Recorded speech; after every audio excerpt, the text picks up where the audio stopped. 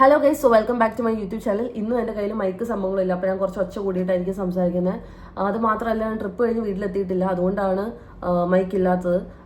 And also എന്തുകൊണ്ടാണ് ഈ video ട്രിപ്പിൻ്റെ ഇടയിലും ഈ വീഡിയോ ഇടുന്നതെന്ന് വെച്ചാൽ എൻ്റെ ബർത്ത്ഡേ ആണ് ഈ മാസം April 27th. അപ്പോൾ അതിന് മുന്നേ എനിക്ക് ഈ സംഭവം തീർക്കണം എന്നുണ്ട്. സമാപ്തിയായിട്ട് എൻ്റെ ബർത്ത്ഡേ കഴിഞ്ഞിട്ട് എനിക്ക് ശാന്തിയിലോട്ട് പോകണം, ശാന്തിയുടെ പാതയിലോട്ട് പോകണം എന്ന് ആഗ്രഹമുണ്ട്. സോ എത്രയും പെട്ടെന്ന് തീർക്കാൻ ഞാൻ ഇൻഷാല്ലാ നോക്കുന്നുണ്ട്. പിന്നെ അത് മാത്രമല്ല, കുറേ ഭീഷണി കാര്യങ്ങൾ, പോലീസ് കേസ് സംഭവങ്ങളൊക്കെ ഇതിൻ്റെ ഇടയിൽ നടക്കുന്നുണ്ട്. ഞാൻ വഴിയെ പറയാം. അപ്പോൾ വെരി റീസെൻ്റ് ആയിട്ട് എന്നെ പറ്റി ഒരു ചാറ്റ് ക്രിയേറ്റ് ചെയ്ത് ഷിബിലി കൊണ്ടുവന്നിട്ടുണ്ടായിരുന്നു. മുൻ രംഗത്തോട്ട് ഫസ്മിലയുടെ അശ്ലീല ചാറ്റ്, ഫസ്മിലയുടെ അവിഹിതം എന്നൊക്കെ പറഞ്ഞിട്ട് ചാറ്റ് ക്രിയേറ്റ് ചെയ്ത് കൊണ്ടുവന്നിട്ടുണ്ടായിരുന്നു. അപ്പോൾ ഇത് ക്രിയേറ്റഡ് ചാറ്റാണെന്ന് ഞാൻ ഈ വീഡിയോയിൽ തെളിയിക്കാൻ പോവാണ്. അപ്പോൾ സ്വാഭാവികമായിട്ട് നിങ്ങൾ ചോദിക്കാൻ പോകുന്ന ചോദ്യം, എന്തുകൊണ്ട് ഡയറിയുടെ വീഡിയോ, എന്തുകൊണ്ട് ഇവള് ഡയറിയുടെ വീഡിയോ ഇടാൻ ഇത്രയും താമസിക്കുന്നു എന്നുള്ളൊരു ചോദ്യം വരുമായിരിക്കും. സോ ഡയറിയുടെ വീഡിയോ എന്തുകൊണ്ടാണ് ഞാൻ ഡിലേ ആയതെന്നും, അത് മാത്രമല്ല ഡയറിയുടെ വീഡിയോ ഇടാൻ ഞാൻ വെയിറ്റ് ചെയ്ത് എന്തിനാണെന്നും ഞാൻ അടുത്ത വീഡിയോയിൽ ക്ലാരിഫൈ ചെയ്യുന്നതായിരിക്കും. ടു ബി ഓണസ്റ്റ്, ഞാൻ ഡയറിയുടെ വീഡിയോ ലാസ്റ്റ് ഇടാൻ വെച്ചിരുന്നതാണ്. ലൈക്ക് ഇന്റർവ്യൂ റിയാക്ഷൻസ് എല്ലാം കഴിഞ്ഞിട്ട് അവസാനത്തോട്ട് മാറ്റി വെച്ച സംഭവമാണ്. പക്ഷെ ഇനി അതിന് കാര്യമുണ്ടെന്ന് എനിക്ക് തോന്നുന്നില്ല, ബിക്കോസ് അപ്പുറത്തെ സൈഡിൽ നിന്ന് ക്രെഡിബിലിറ്റി ഇല്ല. സോ ഞാൻ എൻ്റെ സൈഡ് ക്ലിയർ ചെയ്യാൻ പോവാണ്. അപ്പോഴും ഇവനെ സപ്പോർട്ട് ചെയ്ത ആൾക്കാരൊക്കെ അവനെ സപ്പോർട്ട് ചെയ്യുന്നത് എനിക്ക് കണ്ടാൽ മതി. എൻ്റെ സൈഡ് പറയുന്നതിന് മുന്നേ വീഡിയോ ഇട്ട് റിയാക്ട് ചെയ്തവരോട് എനിക്ക് പ്രശ്നമൊന്നുമില്ല. പക്ഷേ എൻ്റെ സൈഡ് ഞാൻ ക്ലിയർ ചെയ്യുമ്പോഴത്തേക്കും അവനെ സപ്പോർട്ട് ചെയ്യുന്നത് എനിക്ക് കണ്ടാൽ മതി. And also I M A very calm person. ഇപ്പം ഒരു ഇന്റർവ്യൂവിൽ പോയിട്ട് സ്വന്തം കൊച്ചിന്റെ തന്ത അവനല്ല എന്ന് പറഞ്ഞിട്ട് പോലെ ഞാൻ അപ്പം പ്രതികരിക്കാത്ത ആളാണ്. എന്നോട് എല്ലാവരും ചോദിക്കും, ഇത്രയും നിന്നെ പറ്റി വേണ്ടത് എന്തുകൊണ്ട് പെട്ടെന്ന് പ്രതികരിക്കുന്നില്ല എന്ന്. I M A very calm person. ഞാൻ വീഡിയോ ഇടുമ്പോഴത്തേക്കും എൻ്റെ സൈഡ് ന്യായമായിട്ട് ക്ലിയർ ചെയ്തും എല്ലാം ഞാൻ വീഡിയോ ഇട്ട് പോകത്തുള്ളൂ. അല്ലാണ്ട് ഇങ്ങനെ പെട്ടെന്ന് ദേഷ്യത്തോടെ റിയാക്ട് ചെയ്യുന്ന ആളല്ല ഞാൻ. അങ്ങനെയാണെങ്കിൽ ഡയറിനേക്കാളും അരോക്ഷമായ ദേഷ്യം വന്ന കാര്യമാണ് സ്വന്തം കൊച്ചിന്റെ തന്ത അവനല്ല എന്ന് പോയി ഇന്റർവ്യൂവിൽ വന്ന് പറഞ്ഞിരുന്ന കാര്യം. അതുപോലെ ഞാൻ ഇത്രയും കാമായിട്ട് ഇത്രയും ദിവസം കഴിഞ്ഞിട്ടാണ് വീഡിയോയിൽ ക്ലിയർ ചെയ്യുന്നത്. സോ എനിക്ക് അതുകൊണ്ട് പ്രശ്നമില്ല. ഡയറിയുടെ കാര്യം ഞാൻ ക്ലിയർ ചെയ്യുമ്പം എൻ്റെ ഭാഗം 100% അക്യുറേറ്റ് ആയിട്ട് ക്ലിയർ ചെയ്യാനുള്ള കാര്യങ്ങൾ വെച്ചിട്ടേ ഞാൻ ചെയ്യത്തുള്ളൂ. സോ അതിൽ പെടാൻ പോകുന്ന വേറെ കുറേ ആൾക്കാരായിരിക്കും. എന്തായാലും നമുക്ക് അത് അടുത്ത വീഡിയോയിലോട്ട് കാണാം. ഓക്കെ, സോ ഡയറിയുടെ കാര്യമാണ് നിങ്ങൾ ഈ വീഡിയോയിലും പ്രതീക്ഷിക്കുന്നതെങ്കിൽ ഈ വീഡിയോയിൽ അതില്ല. You can skip the video. ഈ വീഡിയോ എൻ്റെ ചാറ്റ് ക്രിയേറ്റ് ചെയ്ത കാര്യവും പിന്നെ എൻ്റെ അക്കൗണ്ട് കുറച്ച് പ്രശ്നങ്ങൾ ഉണ്ടാക്കി തന്നു, അതൊക്കെയാണ് ഞാൻ പറയാൻ പോകുന്നത്. ആൻഡ് ലാസ്റ്റത്തെ വീഡിയോയിൽ, പ്രഗ്നൻസിയുടെ വീഡിയോയിൽ കുറേ പേര് നെഗറ്റീവ്, കുറച്ച് പേര് നെഗറ്റീവ് ഇട്ടിട്ടുണ്ടായിരുന്നു. പിന്നെ കുറേ പേര് റിയാക്ട് ചെയ്യാൻ ഞാൻ കണ്ടായിരുന്നു. അപ്പോൾ കാര്യം അറിയാണ്ട് റിയാക്ട് ചെയ്യുന്നവരോട് ഞാൻ ഈ റിപ്പോർട്ട് ഇവിടെ വയ്ക്കുവാണ്. ഇതിൽ എനിക്ക് പറ്റിയ മിസ്റ്റേക്ക് എന്താണെന്ന് വെച്ചാൽ 5 വീക്സിന് പകരം ഞാൻ 3 വീക്സ് ആണ് പറഞ്ഞത്. അതിൻ്റെ സൈഡിൽ നിന്ന് ഒന്നും മിസ്റ്റേക്കാണ്. സോ ഇതാണ് ആ റിപ്പോർട്ട്. ഓക്കെ, ഇതിൽ വെണ്ടയ്ക്ക് അക്ഷരത്തിൽ 5 വീക്സ് ഫസ്മിന ഹുസൈൻ എന്നൊക്കെ എഴുതിയിട്ടുണ്ട്. ടെസ്റ്റ് ചെയ്തേക്കുന്ന ഡേറ്റ് January 2 ആണ്. അപ്പോൾ January 2 വെച്ച് നോക്കിയാൽ നവംബർ എൻഡ് വീക്കിലോട്ടായിരിക്കുമല്ലോ പോവാ, നവംബർ ലാസ്റ്റ് 4th വീക്കിലോട്ടാണ് പോവാ. അപ്പോഴും നമ്മൾ റിലേഷൻ തന്നെയാണ്. അപ്പോൾ എങ്ങനെ നോക്കിയാലും കൊച്ചിൻ്റെ തന്ത നീയാണ്. ഇനിയിപ്പം ഓവുലേഷൻ ഡേറ്റ് വെച്ച് കാൽക്കുലേറ്റ് ചെയ്യുകയാണെങ്കിലും എങ്ങനെയാണെങ്കിലും നവംബർ എൻഡിലോട്ട് പോകത്തുള്ളൂ 5 വീക്സ്. അപ്പോൾ നമ്മൾ തമ്മിൽ റിലേഷനാണ്. അപ്പോൾ കൊച്ചിൻ്റെ തന്ത നീ തന്നെയാണ്. ഇനിയും നീ വന്നിരുന്ന് പറഞ്ഞാൽ എനിക്ക് പ്രശ്നമൊന്നുമില്ല, നിന്റെ കൊച്ചല്ലെന്ന്. കാരണം ഇത് കാണാനായിട്ട് കൊച്ച് എനിക്കിപ്പോൾ ഇല്ലല്ലോ. അപ്പോൾ ഭാവിയിൽ കൊച്ച് വളർന്ന് വലുതായിട്ട് നിന്റെ ഈ തന്തയിലെ മറ്റൊക്കെ കേട്ടാൽ ഭയങ്കര സങ്കടമായിരുന്നു. അപ്പം I think I made the right decision. ഇപ്പോൾ കുറേ പേരെന്നെ കുറ്റം പറയുന്നവരുണ്ടായിരിക്കും, പക്ഷെ നിങ്ങൾക്ക് അറിയത്തില്ല, നിങ്ങളല്ല കൊച്ചിനെ ചുമന്നുകൊണ്ട് ജീവിതകാലം മൊത്തം ജീവിക്കേണ്ട ഒരു തന്തയില്ലാണ്ട്. സോ ഇങ്ങനെ ഒരു വാപ്പ ഉണ്ടാവുന്നതിന് നല്ലത് ഞാൻ എടുത്ത റൈറ്റ് ഡിസിഷനാണെന്ന് എനിക്കിപ്പോൾ തോന്നുന്നു. ഞാൻ എന്തുകൊണ്ട് ആ ഡിസിഷൻ എടുത്തതിൽ ഇപ്പോൾ റിഗ്രറ്റ് ചെയ്യാത്തത് എനിക്ക് തോന്നുന്നത് ഞാൻ ചെയ്തത് ശരിയാണ്. ബിക്കോസ് എനിക്കൊരു കൊച്ചിനെ ഒറ്റയ്ക്ക് നോക്കാനുള്ള കഴിവൊന്നും എനിക്കില്ല. I am not capable of that. And ഞാൻ അതിനുള്ള ആളുമല്ല. So I made the right decision, to be honest. ഇതിൽ നെഗറ്റീവ് വന്നാലും എനിക്ക് പ്രശ്നമില്ല, ഞാൻ എൻ്റെ ഉള്ളിലുള്ള കാര്യമാണ് പറഞ്ഞത്. സോ യാ, ഇനി ആ റിപ്പോർട്ട് നിങ്ങൾ ഇവിടെ നിന്ന് കണ്ടെന്ന് വിചാരിക്കുന്നു. ഇനി ഇതിനെപ്പറ്റി കുറച്ചും കൂടെ അറിവുള്ള ആൾക്കാർ സംസാരിക്കുന്നത് ഞാൻ കേൾപ്പിച്ചു തരാൻ മതി. കല്യാണം കഴിഞ്ഞ് പ്രഗ്നൻ്റ് ആയി കൊച്ചുണ്ടായ ആൾക്കാർ എൻ്റെ ഒരു ഫോളോവറാണ്. സോ ഷീ ടെക്സ്റ്റഡ് മീ, എനിക്കൊരു ഓഡിയോ അയച്ചായിരുന്നു. എനിക്കിതിനെപ്പറ്റി വലിയ ധാരണ ഇല്ലെങ്കിൽ എന്ന് പറഞ്ഞ് ക്ലിയർ ചെയ്യാൻ വേണ്ടിയിട്ട് അയച്ച ഓഡിയോയാണ്. ആ ഓഡിയോ ഞാൻ ഇവിടെ കേൾപ്പിക്കാം. ഓക്കെ, എൻ്റെ കല്യാണം കഴിഞ്ഞിട്ട് കറക്റ്റ് 30 days ആകുമ്പോൾ എനിക്ക് വയ്യാണ്ടായിട്ട് ഞാൻ ഹോസ്പിറ്റലിൽ പോയപ്പോൾ അത് ടെസ്റ്റ് ചെയ്ത് നോക്കുമ്പോൾ 45 days. അപ്പം ഞാൻ എന്നെ ഷോക്കായി. എൻ്റെ കല്യാണം കഴിഞ്ഞിട്ട് ആകെ 30 days ആയിട്ടുള്ളൂ, പിന്നെ ഇങ്ങനെ 45 days ആയി ബേബിക്ക്. എന്നുവെച്ചാൽ ആഫ്റ്റർ മാരേജ് എനിക്ക് പീരീഡ്സ് ആയിട്ടുണ്ടായിട്ടില്ല. അപ്പോൾ നമ്മളെ പീരീഡ്സ് കഴിഞ്ഞ ഡേയില്ലേ, എനിക്ക് എൻ്റെ മാരേജിന് ഒരു 15 days മുമ്പാണ് എനിക്ക് പീരീഡ്സ് ആയത്. അപ്പോൾ അപ്പം മുതൽക്കുള്ള ഡേയ്സാണ് കൗണ്ട് ചെയ്ത് തുടങ്ങിയത്. അപ്പോൾ മാരേജ് കഴിഞ്ഞിട്ട് ഫസ്റ്റ് ഡേയിൽ ഫിസിക്കൽ റിലേഷനായിട്ട് ഞാൻ ആ ടൈമിൽ പ്രഗ്നൻ്റ് ആവുകയാണെങ്കിൽ പോലും എൻ്റെ ബേബിൻ്റെ പ്രഗ്നൻസിൻ്റെ ഏജ് നിൽക്കുമ്പോൾ എപ്പോഴാണോ ഞാൻ പീരീഡ്സ് ആയത് അപ്പോൾ അവിടുന്നുള്ള അവിടുന്നുള്ള ഡേയ്സാണ് കണക്ക് കൂട്ടല്. ചില ഞാൻ പറയുമ്പോൾ തെറ്റിപ്പോകുന്നില്ല, എനിക്ക് അങ്ങനെ സംസാരിച്ചിട്ട് വലിയ ശീലമൊന്നുമില്ല. അതുകൊണ്ട് ഇപ്പോൾ ഒരു പീരീഡ്സ് കഴിഞ്ഞിട്ട് കറക്റ്റ് 10 days കഴിഞ്ഞിട്ട് ഒരു 11, 12, 13 daysലാണ് നമ്മൾ ഓവുലേഷൻ നടക്കുന്നത്. അപ്പോൾ ആ സമയത്താണ് അധികം നമ്മൾ പ്രഗ്നൻ്റ് ആവല്. അല്ലാത്തപ്പോഴും ആവാം, എന്നാലും കറക്റ്റ് ആ ഡേയ്സിലായാലും. അപ്പോൾ എൻ്റെ കാര്യത്തിലെല്ലാം അങ്ങനെ ആയിരുന്നു. അപ്പോൾ ഓൾറെഡി ആഫ്റ്റർ മാരേജ് എനിക്ക് പീരീഡ്സ് ആവാത്തതുകൊണ്ട് എൻ്റെ കല്യാണം കഴിഞ്ഞിട്ട് 30 days ആയിട്ടുള്ളെങ്കിലും എൻ്റെ പ്രഗ്നൻസിൻ്റെ ഏജ് നിൽക്കുമ്പോൾ 45 days ആയിട്ടുണ്ടായി. അപ്പോൾ ആ മിസ്റ്റേക്ക് ആയിരിക്കാം. നിങ്ങളിപ്പോൾ ബന്ധപ്പെട്ടിട്ട് ഒരു 3 weeks ആയതേ ആയിരിക്കും, പക്ഷെ അതിന് 2 weeks മുമ്പായിരിക്കും മേ ബി നിങ്ങളുടെ പീരീഡ്സ് വന്നിട്ടുണ്ടാവുക. അപ്പോൾ അതുകൊണ്ടാണ് അങ്ങനെ ഒരു മിസ്റ്റേക്ക് വന്നതെന്ന് ഞാൻ വിചാരിക്കുന്നത്. ഞാൻ അങ്ങനെ ഒരു തെറ്റിദ്ധാരണയിലുണ്ട് എൻ്റെ പ്രഗ്നൻസിയിൽ. പിന്നെ അതിനെ കുറിച്ചിട്ട് ഓവുലേഷനെ കുറിച്ചിട്ട് കറക്റ്റ് പഠിച്ചപ്പോഴാണ് എനിക്ക് മനസ്സിലായത്. അതുകൊണ്ട് ഞാൻ ഷെയർ ചെയ്യാമെന്ന് വിചാരിച്ച്. പുള്ളിക്കാരുടെ ഭർത്താവ് ലല്ലു എങ്ങാനും ആയിരുന്നെങ്കിൽ കൊച്ചെൻ്റെ അല്ല, നീ വേറെ ആരുടെ കൂടെ കല്യാണം മുന്നേ പോയെന്ന് പറഞ്ഞ് ഒഴിവാക്കിയാണ്. ഉറപ്പായിട്ടും ബാക്കിയുള്ള ആൾക്കാർക്ക് ബോധവും ബുദ്ധിയും ഉള്ളതുകൊണ്ട് അവരാ പണിക്ക് നിൽക്കത്തില്ല. സോ പുള്ളിക്കാരി പറഞ്ഞ ഇത്ര സിമ്പിൾ കാര്യമാണ്. അതായത് കല്യാണം കഴിഞ്ഞ് 30 days ആയിട്ടുള്ളൂ, പക്ഷേ റിപ്പോർട്ട് നോക്കുമ്പോഴത്തേക്ക് 45 days ആണ്. അപ്പോൾ 15 ദിവസം മുന്നേ തൊട്ടിട്ട് കാൽക്കുലേറ്റ് ചെയ്തു. ബിക്കോസ് ലാസ്റ്റ് പീരിയഡ്സ് ആയ ഡേറ്റ് വെച്ചിട്ടാണ് ഇത് കാൽക്കുലേറ്റ് ചെയ്യുന്നത്. സോ ഇതിപ്പോൾ ഇങ്ങനെ നോക്കിയത് അല്ലെങ്കിൽ പോലും 5 weeks വെച്ച് നോക്കുമ്പോഴത്തേക്ക് നിന്റെ കൊച്ചു തന്നെയാണ്. അതാണ് ഞാൻ ബേസിക്കലി പ്രൂവ് ചെയ്യാൻ നോക്കുന്നത്. ഇനിയിപ്പോൾ നീ എവിടെ പോയി പറഞ്ഞാലും എനിക്ക് പ്രശ്നമൊന്നുമില്ല. ബിക്കോസ് ഞാൻ പറഞ്ഞല്ലോ, ഇത് കേൾക്കാൻ കൊച്ചോ അല്ലെങ്കിൽ വേറെ ആരോ ബുദ്ധിമുട്ടുന്ന ഒരാളില്ല, ഞാനാണ് ബുദ്ധിമുട്ടുന്നത്. അതെനിക്ക് പ്രശ്നമില്ല. കാരണം ഇതിലും വലിയ വൃത്തിയോട് നീ കുറെ വിളിച്ചു പോകുന്നുണ്ട്, അപ്പോൾ എനിക്ക് പ്രശ്നമില്ല. സോ ഇനി കുറച്ച് ക്രെഡിബിലിറ്റിയിലോട്ട് കിടക്കാം. കുറേ ചാറ്റും കാര്യങ്ങളും ക്രിയേറ്റ് ചെയ്തിട്ടുണ്ടായിരുന്നു. കുറേ ചാറ്റല്ല, 2 ചാറ്റ്. അപ്പോൾ ഇത്രയും നാൾ ഇന്റർവ്യൂസിലൊന്നും കൊടുക്കാത്ത ലാസ്റ്റ് ഒരു ചാറ്റ്, ഒരു മഞ്ഞ ടീഷർട്ടൊക്കെ ഇട്ട് ഞാൻ വാങ്ങിച്ചെടുത്ത ടീഷർട്ടാട്ടോ. അപ്പോൾ അതൊക്കെ വന്നിട്ടിരുന്ന് ഒരു ഇന്റർവ്യൂവിൽ പോയിരുന്ന് പറയുന്നുണ്ട് ഇവളുടെ ഇത് പൊക്കിയിട്ടാണ് എന്നെ ഒഴിവാക്കുന്നത്. അപ്പോൾ ഞാൻ ആ ചാറ്റിന്റെ ക്രെഡിബിലിറ്റിയിലോട്ട് പോകാം. അപ്പോൾ കുറേ പേര് ചോദിക്കും ഫസ്മിന ലല്ലുവിന്റെ പുറത്ത് വിടുന്ന ചാറ്റിന്റെ ക്രെഡിബിലിറ്റി എവിടെയെന്ന്. അപ്പോൾ ഫസ്മിന വിടുന്ന ചാറ്റിന്റെ ക്രെഡിബിലിറ്റിയും ഫസ്മിന കൊടുക്കാം. അത് നമുക്ക് രണ്ടാമത് പോവാം. ഫസ്റ്റ് നമുക്ക് ഈ കാര്യം ക്ലിയർ ചെയ്യാം, ലല്ലു ക്രിയേറ്റ് ചെയ്ത ചാറ്റ്. ഓക്കെ, എന്തായാലും ആ ഇന്റർവ്യൂയുടെ ഭാഗം ഞാനിവിടെ കൊടുക്കാം. നിങ്ങളത് ഒന്ന് കേട്ടോളൂ. കാണാത്തവരുണ്ടെങ്കിൽ കണ്ടുകൊള്ളൂ, കൺകുളിർക്കെ കാണും. അത് ഇത് കഴിഞ്ഞ് 1 month കഴിഞ്ഞിട്ട് പിന്നെ ഇവള് എന്നിട്ട് രണ്ടാമത് റീകണക്ഷൻ ആയി. അവളെ വീട്ടിലൊക്കെ പറഞ്ഞു ഇനിയൊന്നും ഉണ്ടാവില്ല, എന്നിട്ട് അവളെ വീട്ടിലോട്ട് താമസം മാറി. അതിന് ശേഷമാണ് ഇങ്ങനെ ഉണ്ടാവുന്നത്. ഈ ഒരു അവിടെ ജിമ്മിൽ വർക്ക് ചെയ്യുന്ന ജിമ്മില് ട്രെയിൻ ചെയ്യുന്ന ഒരു പയ്യനായിട്ട് ചെറിയ ഒരു സംഭവങ്ങളൊക്കെ പൊക്കി. ഞാൻ ഫസ്റ്റ് ഒന്ന് അറിഞ്ഞു. എന്നിട്ട് ഞാൻ അന്ന് കൊറേ ഉണ്ട് എന്റെ അവര് രണ്ടുപേരും പടി ചാറ്റ് ചെയ്യുന്ന കാര്യങ്ങളൊക്കെ ഉണ്ട്. അപ്പൊ ഞാനത് കണ്ട് വിട്ടായിരുന്നു. ഒരു പ്രാവശ്യം ട്രെയിനിന്ന് ബുക്ക് അത് ഞാൻ വിട്ടു. അത് കഴിഞ്ഞ ശേഷം ഇനി ഉണ്ടാവത്തില്ല എന്ന് വാക്കുന്നു ഖുറാനെ കൂടി സത്യം ചെയ്തു. അത് കഴിഞ്ഞ ശേഷം വീണ്ടും ഇതേമാതിരി നാട്ടിലോട്ട് പോണ ടൈമില് ഇവളെ നാട്ടിലോട്ട് പോയി ഞാൻ ഒരു 1 week കഴിഞ്ഞിട്ട് വരുള്ളൂ എന്ന് പറഞ്ഞു. പക്ഷെ ഞാൻ 2 ദിവസത്തിനുള്ളിൽ തന്നെ വന്നു. അപ്പൊ ഞാൻ ഇവിടെ ഉറങ്ങി കിടക്കായിരുന്നു. അപ്പോൾ ഫോൺ എടുത്ത് നോക്കുമ്പോ ഈ ചാറ്റൊക്കെയാണ്. അതിലെല്ല് പോയി നീ ഇങ്ങോട്ട് വായോ അങ്ങനത്തെ ഒരു ചാറ്റ് ഉണ്ട്, ഞാൻ കാണിച്ചു തരാം.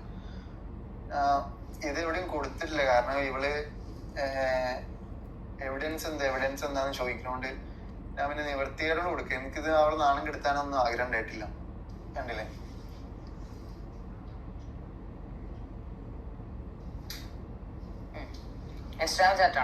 ഇൻസ്റ്റയില് അവളെ ഒഫീഷ്യൽ പേജ് ആണിത്. പിന്നെ അതേമാതിരി തന്നെ ഇതിൽ തന്നെ ഉണ്ട് അവൻ പോയി നാട്ടിൽ പോവാണ്, പോയിട്ട് വന്നാ മതി 8 o'clock ആവുമ്പോ നീ എവിടെയാ നിക്കുന്നു ചോദിച്ചിട്ട് അങ്ങനെ. ഓ എന്താ റബ്ബേ, എന്തൊക്കെ ഒരു ഇത്രയും സെന്റൻസ്. എനിക്ക് തോന്നുന്നു ഇന്റർവ്യൂയുടെ ഭാഗം ഞാൻ 1 minute അങ്ങാണ്ട് 1.5 minute ആണ്, എനിക്കറിയില്ല, കറക്റ്റ് അറിയത്തില്ല. പക്ഷെ അത് വെച്ചേക്കുന്നതിൽ മൊത്തം കള്ളങ്ങളാണ്. അപ്പോൾ എനിക്കിത് എവിടെ നിന്ന് ഇത് പറഞ്ഞു തുടങ്ങണമെന്ന് എനിക്ക് അറിയത്തില്ല. സോ എന്തായാലും ചെറിയ കാര്യത്തിൽ ഞാൻ ആദ്യം തുടങ്ങാം. ആദ്യം ഇവൻ ഖുറാൻ സത്യം ഇടുന്നുണ്ട്. അതായത് ഞാനിങ്ങനെ ചെയ്യില്ലെന്ന് ഖുറാൻ സത്യം ഇട്ടു എന്നൊക്കെ. ഖുറാൻ സത്യത്തിൽ ഇവന് ഒരു വിശ്വാസമില്ല. ബിക്കോസ് ബേസിക്കലി ഞാനും ഇവൻ്റെ ഉപ്പായും ഉമ്മായും ഇരുന്ന് ഇവനെ കൊണ്ട് ഖുറാൻ സത്യം ഇടിപ്പിച്ചു. ഇവൻ ഇനി ഒരിക്കലും വേറെ പെമ്പിള്ളേരായിട്ട് അശ്ലീല ചാറ്റ് ചെയ്യത്തില്ല എന്ന് ഇവന്റെ വീട്ടിൽ നിൽക്കുന്ന ടൈമിൽ, പിടിച്ച ടൈമിൽ തന്നെ ഇവൻ സത്യം ചെയ്ത ആളാണ്. എന്നിട്ട് ഇവൻ കുറെ ചാറ്റ് ചെയ്തു. അപ്പൊ ഇവന് ഖുറാൻ സത്യമോ ഉമ്മ സത്യമോ വാപ്പ സത്യം ഇങ്ങനത്തെ ഒരു സത്യം, ഇവന് പിന്നെ റിനു ആണ് സത്യം, ഇവന്റെ അനിയനെ പിടിച്ച സത്യം, ഇങ്ങനെ കുറെ സത്യങ്ങൾ ഇവനുണ്ട്. ഇവൻ എല്ലാവർക്കും ഇട്ട് കൊടുക്കുന്ന സത്യമാണ്. സോ സത്യത്തിനെ പറ്റി സംസാരിക്കാണ്ടിരിക്കുക. പിന്നെ എൻ്റെ വീട്ടുകാർ പറഞ്ഞ് കോംപ്രമൈസ് ആക്കി നീ എൻ്റെ വീട്ടിൽ വന്നു. അങ്ങനെയല്ല സംഭവം. ഇവന്റെ വീട്ടിൽ പ്രശ്നം ഉണ്ടാക്കിയിട്ട് അവന്റെ വാപ്പ ഗൾഫിലായതുകൊണ്ട് അവന്റെ ഉമ്മ മാത്രമേ ഉള്ളൂ. അവന്റെ ഉമ്മാക്ക് ഈ ടെൻഷൻ എടുക്കാനും ഈ റിസ്ക് എടുക്കാനും വയ്യെന്ന് പറഞ്ഞിട്ട് നിൽക്കുവാണെങ്കിൽ ഞങ്ങളുടെ വീട്ടിൽ പോയി നിന്നാൽ മതി എന്ന് പറഞ്ഞിട്ട് അവര് തന്നെ അവനെ അവിടെ നിന്ന് ഇറക്കി വിട്ടിട്ട് ഞങ്ങളുടെ വീട്ടിൽ വന്ന് നിന്നതാണ്. ഓക്കെ, എൻ്റെ വീട്ടിൽ ഞാൻ പറഞ്ഞു കുഴപ്പമില്ല, ഇനിയിപ്പോൾ അവിടെ വന്ന പ്രശ്നം ഇവൻ തന്നെ ഇവനായിട്ട് എന്തെങ്കിലും പ്രശ്നം വന്നാൽ അവിടെ പ്രശ്നം ആവണ്ടെന്ന് വിചാരിച്ച് ഞങ്ങൾ റെന്റിന് നിന്നോളാന്ന് വരെ പറഞ്ഞിട്ട് എൻ്റെ വീട്ടിൽ നിന്നാണ് പറഞ്ഞത് അങ്ങനെ വേണ്ട, ഇവിടെ നിന്നാൽ മതി, അല്ലെങ്കിൽ നിനക്ക് ഇനിയും തല്ല് കിട്ടി പ്രശ്നം ഉണ്ടാവും. ലാസ്റ്റത്തെ തല്ല്, അതായത് എന്നെ ചതച്ച് എനിക്ക് കാലിന് അവിടെ ഇവിടെയൊക്കെ അടിച്ചിട്ട് ഞാൻ ജൂൺ സമയത്ത് ഇറങ്ങിപ്പോയി. നിങ്ങൾക്ക് വീഡിയോ കാണുന്ന ആൾക്കാരാണെങ്കിൽ നിങ്ങൾക്ക് മനസ്സിലാവും. ആ ടൈമിൽ ഒരു ബ്രേക്ക് വന്നിട്ട് ഡിവോഴ്സ് പ്രാങ്ക് എന്നൊക്കെ പറഞ്ഞിട്ട് ഞാൻ വന്ന് വീഡിയോ ചെയ്തിട്ടുണ്ടായിരുന്നു. ആ ടൈമിൽ ഒറിജിനലി പ്രശ്നം വന്നതെന്ന് ഞാൻ പറഞ്ഞിട്ടുണ്ടായിരുന്നു. സോ ആ ടൈമിലാണ് എൻ്റെ വീട്ടിലോട്ട് ഷിഫ്റ്റ് ആവുന്നത് ഇവൻ. ആൻഡ് പിന്നെ ഇവൻ പറയുന്ന കാര്യം ഇവൻ വീട്ടിലോട്ട് പോയി. ഇവൻ്റെ വീട്ടിലോട്ട് പോകുന്ന ടൈമിലാണ് തിരിച്ച് വന്നപ്പോൾ ഇങ്ങനത്തെ ചാറ്റ് പിടിക്കുന്നുവെന്ന്.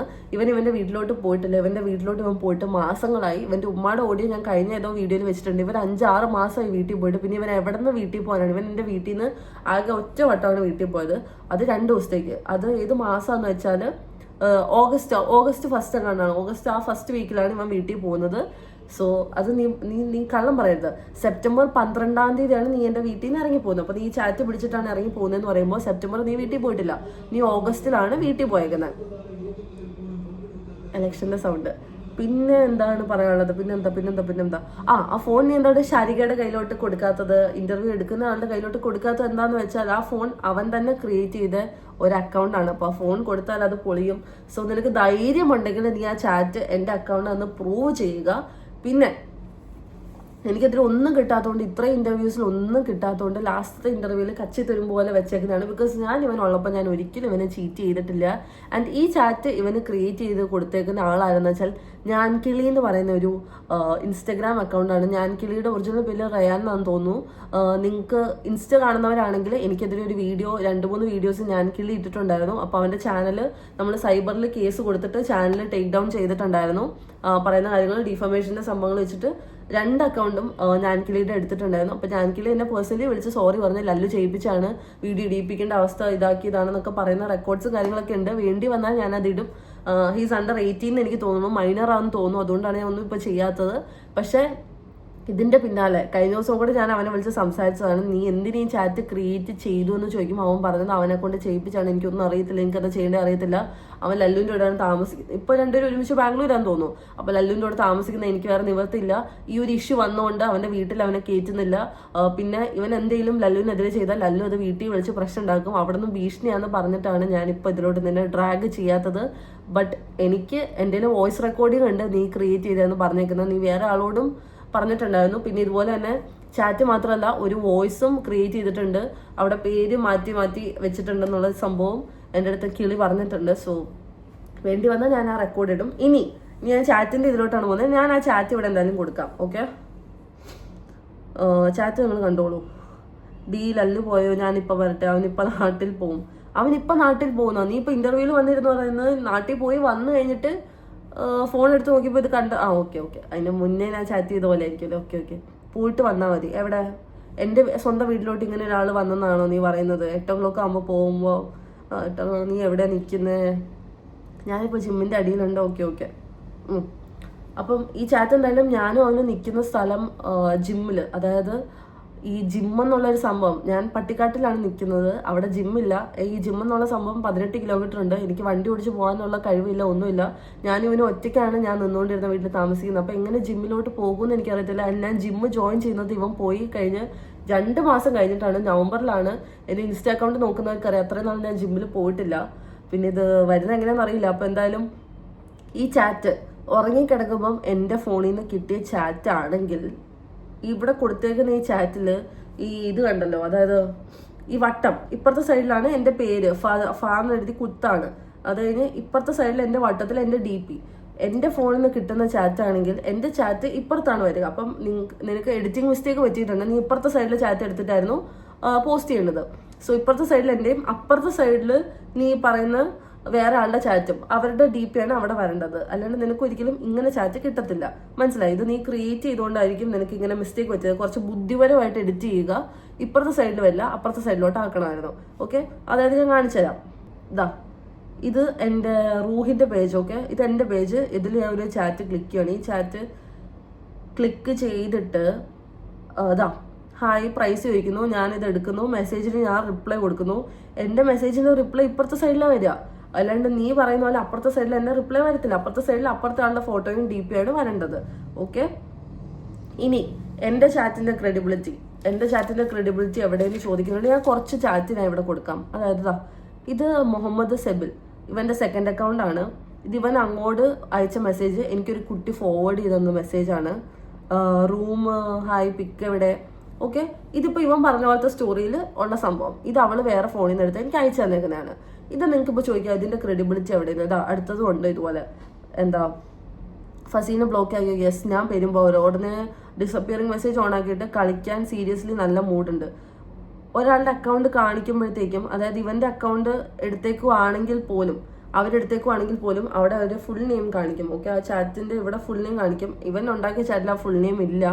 പോട്ടെ, ഇനി ഞാൻ ഇവൻ്റെ സ്വന്തം ഫോണിൽ നിന്ന് എടുത്തേക്കുന്ന ചാറ്റ് ഞാൻ ഇവിടെ കാണിക്കുക. കുറച്ച് ബ്ലറാണ്, കാരണം ഇവൻ ഉറങ്ങുമ്പോഴത്തേക്കും ഞാൻ എൻ്റെ ഫോണിൽ നിന്ന് എടുത്തു വെക്കുന്നതാണ്. ഇത് ഇവൻ്റെ ഫോണാണ്, ഇവൻ്റെ ചാറ്റാണത്. ഓക്കെ, ആ ചാറ്റ് നിങ്ങൾ കുറച്ച് എനിക്ക് സൂം ചെയ്ത് കാണാൻ പറ്റുന്നില്ല. ഓക്കെ, ഫസിയാണ് എനിക്ക് ഫസി മെസ്സേജ് അയക്കോ നിനക്ക്? ഇതവൻ ഒരുത്തിനോട് മെസ്സേജ് അയച്ചാണ്. ഫസി ആരാ എനിക്ക് മനസ്സിലായല്ലോ, സോറി മൈ മിസ്റ്റേക്ക്. ഇവനപ്പോൾ ഡൗട്ട് ഉണ്ടായിരുന്നു, കണ്ട പെൺപിള്ളേർക്ക് ഞാൻ മെസ്സേജ് അയച്ച് പോകുന്നുണ്ടോ, അവർ തമ്മിലുള്ള കുളിച്ചത് ഞാൻ അറിയുമോയെന്ന് അറിയാൻ വേണ്ടി ആദ്യം അവൻ്റെ ടെസ്റ്റിംഗ് രീതിയാണ് ഫസീനെ അറിയുമെന്ന് അന്വേഷിക്കുന്നത്. സോ ഇതൊക്കെ ഞാൻ ഇവൻ്റെ ഫോണിൽ നിന്ന്, ഇവൻ്റെ iPhone 15 Pro ഞാൻ എടുത്തേക്കുന്ന മെസ്സേജാണ്.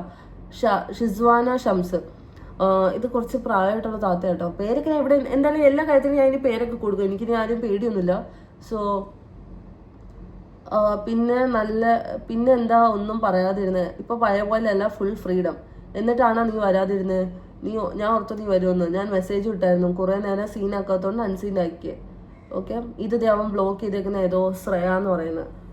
സോ ഇങ്ങനെ കുറച്ച് നേരം ബ്ലോക്ക് ചെയ്യും, കുറച്ച് നേരം ഡിസപ്പിയറിംഗിലിട്ട് മെസ്സേജ് ആക്കും. ഇതൊക്കെ ഞാൻ അവൻ്റെ ഫോണിൽ നിന്ന് എടുത്തേക്കുന്ന ചാറ്റ്സ് ആണ്. അവൻ്റെ ഫോണാണ് ഇരിക്കുന്നത്. ഞാൻ ഡേറ്റും ടൈമും വെച്ച് കാണിക്കണമെങ്കിൽ ഞാൻ അങ്ങനെയും കാണിച്ചു തരാം. സോ ഇതാണ് ഇതിൽ കൂടുതൽ ക്രെഡിബിലിറ്റി. ഞാൻ ഇവൻ്റെ ഇവൻ്റെ വായാല പറയുന്ന കുറേ കാര്യങ്ങൾ ഇട്ടായിരുന്നു. ഇനി ഞാൻ വരുന്ന ഇൻ്റർവ്യൂസിൽ ഞാൻ ഇവൻ്റെ കാര്യം ക്ലിയർ ചെയ്യുമ്പോൾ ഇവൻ്റെ കൊണ്ട് ഇവൻ കാണിക്കുന്ന വൃത്തിയുടെയും കാര്യങ്ങളും ഞാൻ ഷെയർ ചെയ്യാം. അത് കൂടാണ്ട് ഇവൻ്റെ ഫേസ് വെച്ചിട്ട് തന്നെ ഇവൻ ചെയ്യുന്ന കുറേ സംഭവങ്ങൾ ഞാൻ കാണിച്ചു തരാം. വീഡിയോ കോളിൽ തന്നെ ഉണ്ട് വേറെ കുറേ. ഇതൊക്കെ ഞാൻ കാണിച്ചു തരാം. അപ്പം എൻ്റെ ഇങ്ങനത്തെ ഒന്നും ഇല്ലാഞ്ഞിട്ട് ഒരു ചാറ്റ് ക്രിയേറ്റ് ചെയ്ത് വരുമ്പം ആൾക്കാർ വിശ്വസിക്കുന്നുണ്ടെങ്കിൽ എനിക്കൊന്നും പറയാനില്ല. എന്തായാലും ഞാൻ ഉറങ്ങിക്കിടക്കുമ്പം ഇങ്ങനത്തെ ഒരു ചാറ്റ് ക്രിയേറ്റ് ചെയ്തതെന്ന് തെളിയിച്ചാണ്. എഡിറ്റിംഗ് മിസ്റ്റേക്ക് ഇവന് പറ്റിയിട്ടുണ്ട്. അപ്പുറത്തെ സൈഡായിരുന്നു ചെയ്യേണ്ടത്, ഷിഫ്റ്റ് ആയിപ്പോയി. ഇനി അടുത്ത വട്ടം ബുദ്ധിപൂർവ്വം ചെയ്യുക. ഓക്കെ, സോ ഇതൊക്കെ അവൻ്റെ സ്നാപ്പിലെ ചാറ്റാണ്. ഐ ഡോണ്ട് അണ്ടർസ്റ്റാൻഡ്, മൂഡില്ലേ, ഹോട്ട് സ്നാപ്പ് അയക്ക്. ഇവൻ പറയുന്നത് ഞാൻ ലാപ്ടോപ്പ് വഴി സൂം ചെയ്തെന്തോ ഇവൻ്റെ സ്നാപ്പ് ക്രിയേറ്റ് ചെയ്തെന്നു. അപ്പോൾ ഇതൊക്കെ എങ്ങനെയാണ്? വൈഫ് ഇവിടെ ഇല്ല, ഇവിടെ ഇല്ല, തരുമോന്ന്. വാവ് ആയിട്ടുണ്ട്. സോ അടുത്ത ഇവൻ്റെ ടിൻഡർ പ്രൊഫൈലിൽ ലല്ലു വെരിഫൈഡ് ആണ്. അതും എങ്ങനെയാണ്? സൂം ചെയ്ത് നിന്റെ ഫോട്ടോ വയ്ക്കുമോ? എനിക്ക് മനസ്സിലാവുന്നില്ല. വെരിഫൈഡ് ആവണമെങ്കിൽ ഞാൻ ഓൾറെഡി പറഞ്ഞല്ലോ, വെരിഫൈഡ് പ്രൊഫൈൽ ആവണമെങ്കിൽ അക്കൗണ്ട് ഇവൻ്റെ സെൽഫി വെച്ചിട്ട് ഇങ്ങനെ നമ്മളിങ്ങനെ കറങ്ങി വെരിഫൈ ചെയ്യണം. ഓക്കെ, ഇത് ഈ അക്കൗണ്ട് എടുത്തേക്കുന്ന ടൈം ആണെന്ന് ഞാൻ കാണിക്കാം. ഇനി ഞാൻ വേറൊരു ഓഡിയോ പ്ലേ ചെയ്യാം. ഓക്കെ, ഇത് അവൻ്റെ ഗൾഫിൽ ഇപ്പോൾ പോയേക്കുന്ന ഫ്രണ്ടിനാണ്. അവൻ നാട്ടിലുണ്ടായിരുന്നു, നമ്മുടെ നിക്കാഹിനൊക്കെ വന്നിട്ടുണ്ടായിരുന്നു. അവൻ്റെ വെരി ക്ലോസ് ഫ്രണ്ടാണ്. ആ ഓഡിയോ കേട്ടിട്ട് ഞാൻ കുറച്ച് കാര്യം നിങ്ങൾക്ക് എക്സ്പ്ലെയിൻ ചെയ്തു തരാം. ഓഡിയോ നിങ്ങൾ കേൾക്കും എന്തായാലും.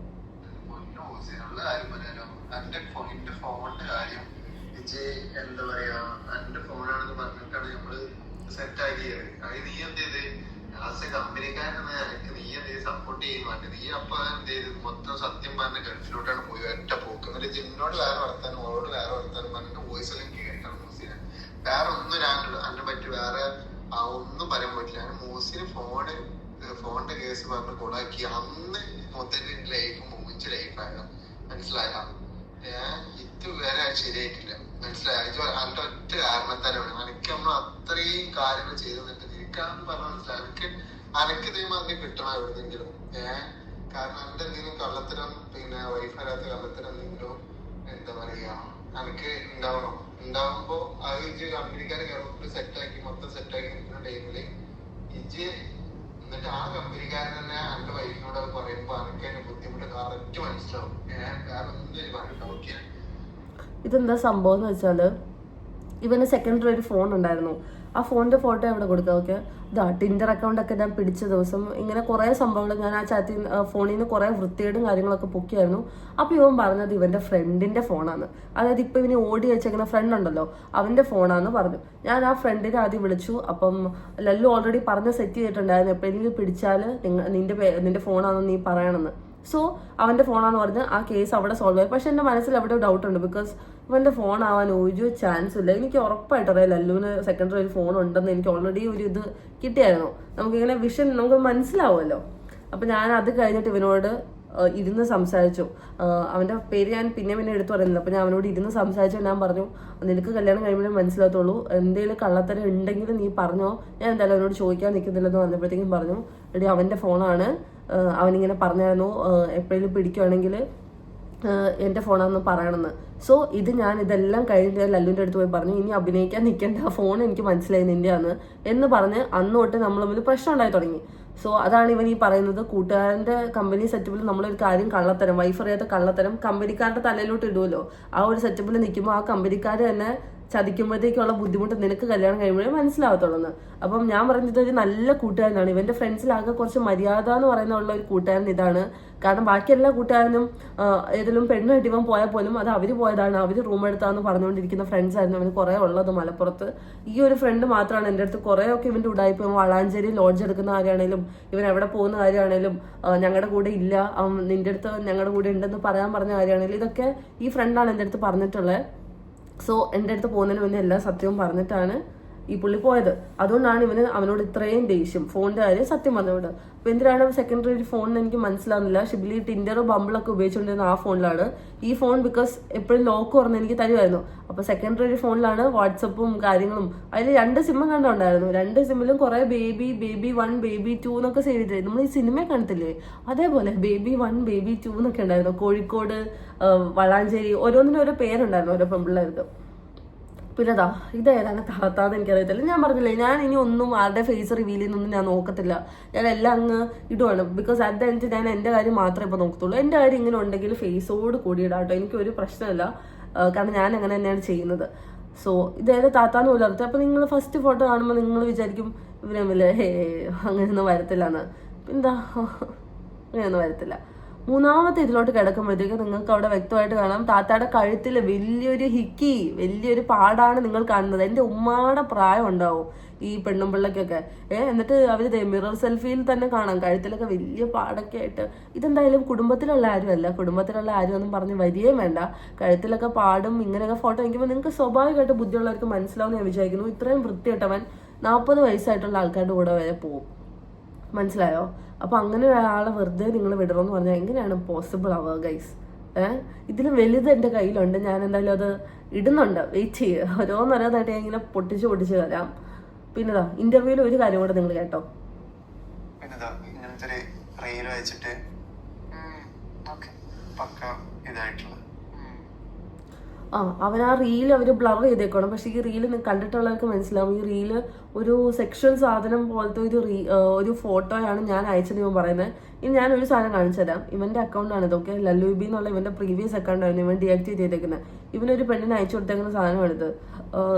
ഒരു പെണ്ണിന്റെ ബാക്കും സിംഹം, അതായത് ഡോമിനൻസ് ഇൻ സെക്ഷൽ ലൈഫാണ് ഇവൻ ഇതിൽ ഉദ്ദേശിക്കുന്നത്.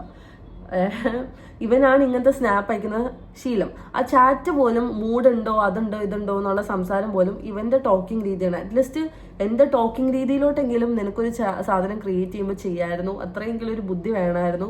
നിന്റെ മൈൻഡ് വെച്ചിട്ട് നീ ചാറ്റ് ചെയ്യരുതായിരുന്നു എന്ന് എനിക്ക് പറയാനില്ല. അപ്പൊ ക്രിയേറ്റ് ചെയ്യാൻ കൂടെ നിന്ന് കിളിയോടും കൂടിയാണ് ഞാൻ പറയുന്നത്. എൻ്റെ ഒരു രീതിയിലായിരുന്നു ചെയ്യേണ്ടത്. ഓക്കെ, ഇനി ഇതൊന്നും പോരാഞ്ഞിട്ട് എൻ്റെ ഇൻസ്റ്റയിൽ ഇവൻ ബോട്ട് കയറ്റിയ ഫോട്ടോസാണ് ഞാൻ ഇവിടെ കൊടുക്കുന്നത്. ഇഷ്ടംപോലെ ബംഗാളികളെ കൊണ്ട് ഫോളോ ചെയ്തു. സെക്കൻഡ് അക്കൗണ്ടിൽ കുറേ ഫോളോവേഴ്സിനെ കയറ്റി. 24 അല്ല, ഇപ്പോൾ 29 അക്കൗണ്ട് ഉണ്ടായിരുന്നു. 16K ഉണ്ടായിരുന്ന എൻ്റെ അക്കൗണ്ട് ഒറ്റയടിക്ക് 29K ആയി. ഡീആക്ടിവേറ്റഡ് അക്കൗണ്ട്സ് ആണ് ഇവിടെ കാണിക്കുന്നത്. 196 അക്കൗണ്ട് ഒറ്റ ദിവസം കൊണ്ട് ബോട്ട് ഫോളോവേഴ്സ് ഇറങ്ങി പോകുമല്ലോ ആ ഒരു സംഭവം. ബോട്ട് കയറ്റിയാൽ അക്കൗണ്ട് പോകുമെന്ന് ഇവനോട് ഏതോ പൊട്ടം പറഞ്ഞിട്ടുണ്ടാവും. അപ്പം ബോട്ട് കയറ്റിയാലല്ല അക്കൗണ്ട് പോകും. അക്കൗണ്ട് പോകുന്നത് എങ്ങനെയാണെന്ന് ഞാൻ പറയുന്നില്ല. എനിക്ക് വേണേൽ നിന്റെ അക്കൗണ്ട് ഇതുപോലെ ചീപ്പ് പരിപാടി അടിച്ച് കളയാവുന്നേ ഉള്ളൂ. ബോട്ട് ഫോളോവേഴ്സിനെ കയറ്റിയിട്ടത് 29 രൂപയാണ് 1000 ഫോളോവേഴ്സെ കയറ്റാനും കണ്ടോ.